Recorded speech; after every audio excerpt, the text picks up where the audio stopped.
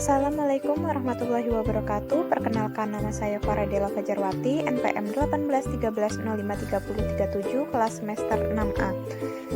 Di sini saya akan menampilkan video pembelajaran STEM mengenai gaya dan gerak pada peristiwa di lingkungan sekitar.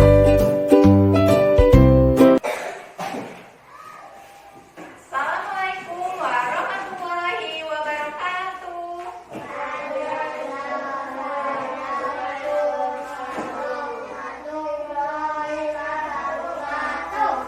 Selamat pagi.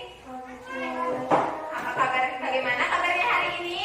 Alhamdulillah, luar biasa. Allahu Akbar. Nah, anak-anak, sebelum pembelajaran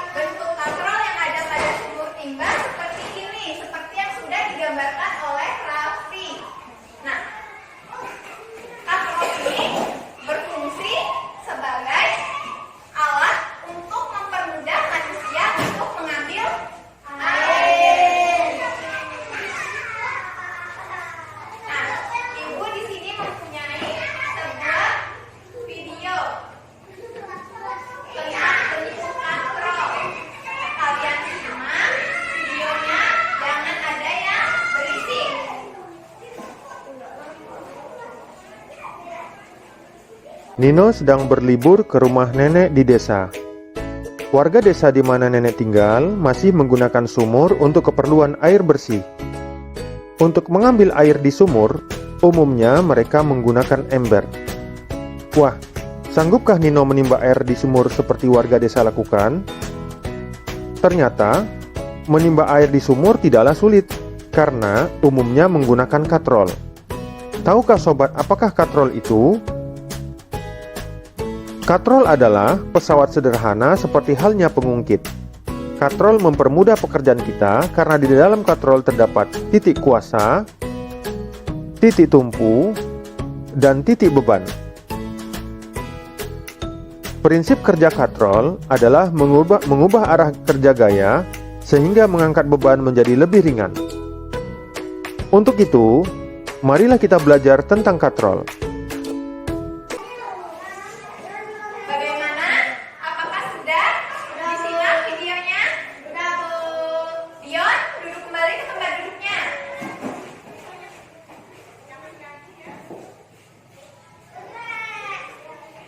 Nah, anak-anak, dari video tersebut kita dapat mengetahui bahwa sumur timba adalah salah satu kebutuhan manusia yang harus dipenuhi, yaitu kebutuhan primer. Ya, kebutuhan itu ada 3, yaitu kebutuhan primer, kebutuhan sekunder, dan kebutuhan tersier. Iya, kebutuhan tersier 3.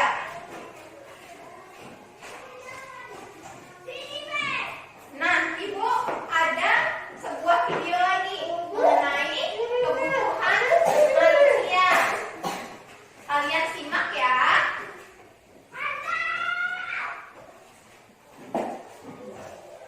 Tentang macam-macam air. Nah, ada apa saja ya? Iya, ada air hujan, air laut, air sungai, air sumur, dan lain-lain. Nah, sekarang teman-teman tahu tidak apa manfaat air? Ada banyak loh. Pertama, air itu untuk memenuhi kebutuhan tubuh kita. Jadi, tubuh kita itu butuh air, teman-teman, agar dapat melakukan banyak aktivitas. Kalau kurang minum air, gimana? Pastinya badan jadi lemas dan tidak bersemangat. Yang kedua, air dapat digunakan untuk membersihkan badan. Nah, kita kalau mandi pasti menggunakan air kan? Kalau sudah mandi, apa yang dirasakan? Pasti seger, ya kan? Coba kalau mandinya pakai minyak, seger tidak? Tidak, yang ada badan kita jadi lengket.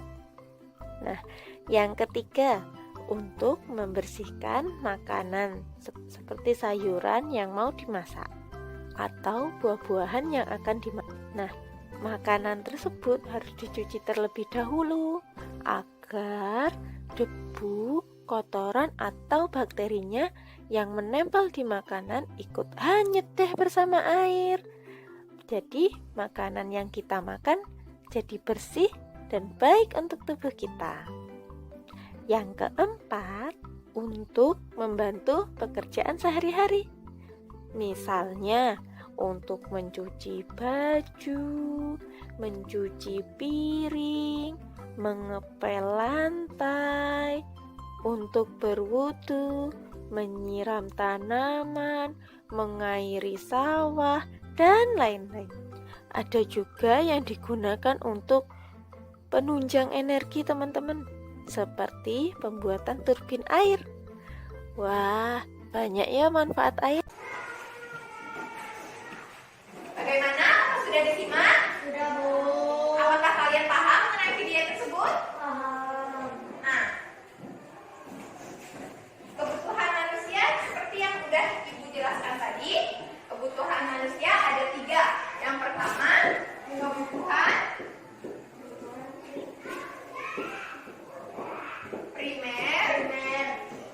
Yang kedua,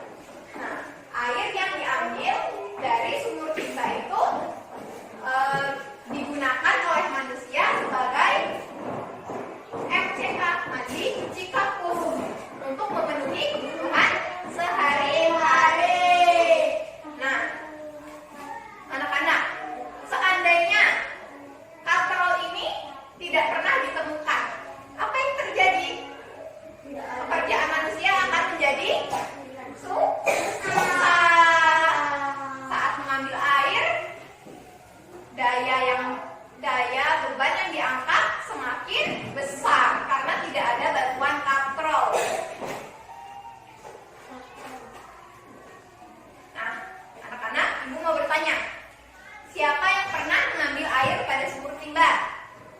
Raffi. Bagaimana? Bagian yang terpenting yang terdapat pada katrol tersebut apa saja?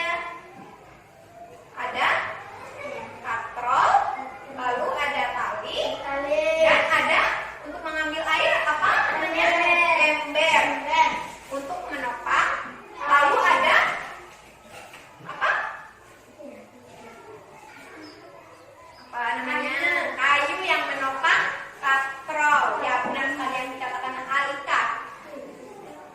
Nah, anak-anak, jika tidak ada katrol, proses pengambilan air dari dalam sumur pasti terasa susah, sulit. Karena gaya kuasa seseorang harus mampu menyeimbangkan beban yang diangkatnya. Nah, katrol itu merupakan salah satu jenis pesawat sederhana yang sama dengan pengungkit. Hal itu karena di dalam katrol terdapat titik tumpu, titik kuasa, dan titik beban. Jadi ada 3 ya. Prinsip kerja katrol itu mengubah arah kerja gaya sehingga bisa mempermudah pekerjaan kita saat mengambil air dari sumur. Nah, selanjutnya kita akan membuat miniatur sumur timba. Ibu berikan contohnya ya. Kalian amati video ini.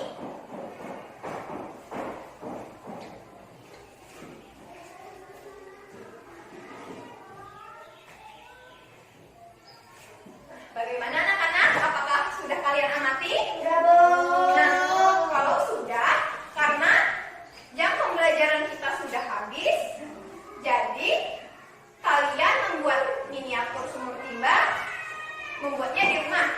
Kalian membuat secara berpasangan. Cari teman kalian yang terdekat dari rumah kalian.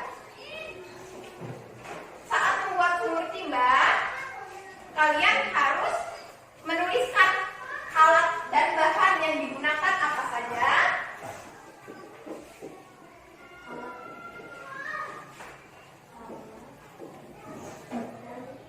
Alat dan bahannya apa? Misalkan kalian menggunakan kardus, lalu ada oleng, gunting, gunting, pisau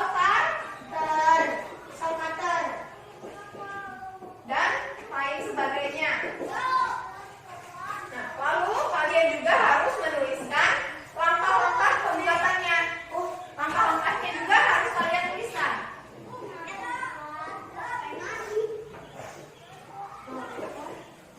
Langkah-langkahnya, misalnya 1,